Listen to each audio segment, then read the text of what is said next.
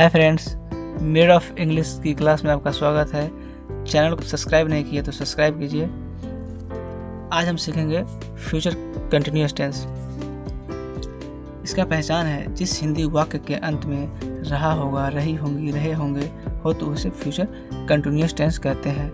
इसका रूल है subject plus will be या shall be plus verb one plus ING. जितना कंटिन्यूअस है हम पहले भी बता चुके हैं, उसमें क्या लगेगा, आईएनजी लगेगा, वर्ब का फॉर्म में आईएनजी लगेगा। और सबसे आसान तो यही है कंटिन्यूअस वाला।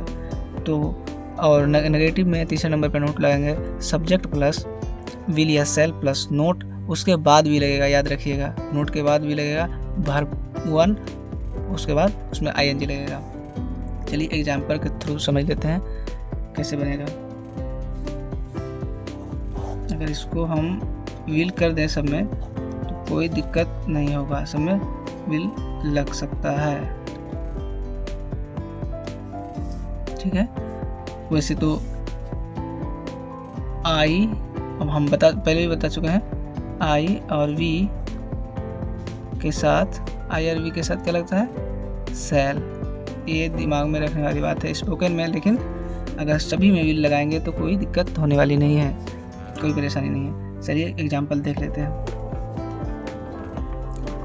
तुम पत्र लिख रहे होंगे, तुम पत्र लिख रहे होगे, तो कैसे बनेगा, इसको कैसे बनाएंगे। सबसे पहले सब्जेक्ट क्या है, यू के साथ क्या लगाएंगे, विल, क्या लगाएंगे, विल, यू विल।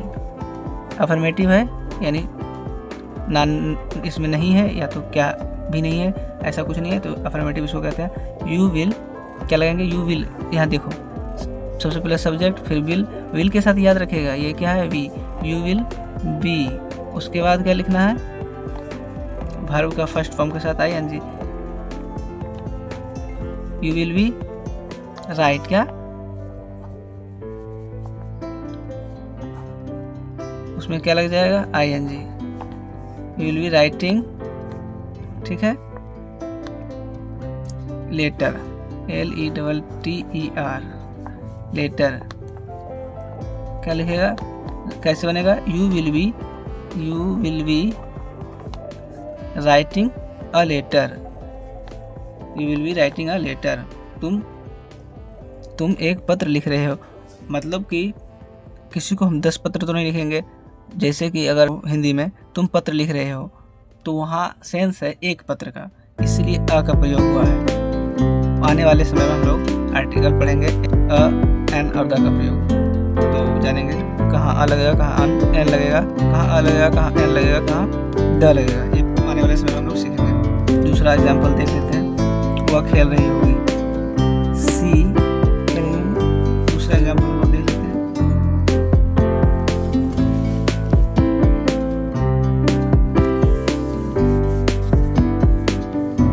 दूसरा एग्जाम्पल हम लोग देख लेते हैं। तो क्या है, वह खेल रही होगी, सी, क्या, सी, सबसे पहले सब्जेक्ट, उसके बाद विल के साथ क्या लगेगा, will be, she will be playing, क्या, प्ले के साथ क्या लगेगा, आईएनजी, वर्ब में कंटिन्यूअस में लगेगा हमेशा ING, she will be playing, Sita नहीं सोई होगी। ये नेगेटिव वाला आ गया, नेगेटिव देख लेते हैं। सबसे पहले सब्जेक्ट, सीता का सीता हो गया, ठीक है, सब्जेक्ट लिख दिया। उसके बाद हम लोग को क्या लिखना है, हेल्पिंग वर्ब क्या है, विल, याद रखिए ये नेगेटिव है, तो विल नोट, तीसरे नंबर पे नोट, उसके बाद क्या बच गया, बी बच गया, है ना, विल बी नोट बी। सोना का क्या होगा, स्लिप, उसमें क्या लग जाएगा, आईएनजी, तो क्या हो जाएगा, sleeping, will be note B sleeping, Sita will be note B sleeping, Sita नहीं सो रही होगी।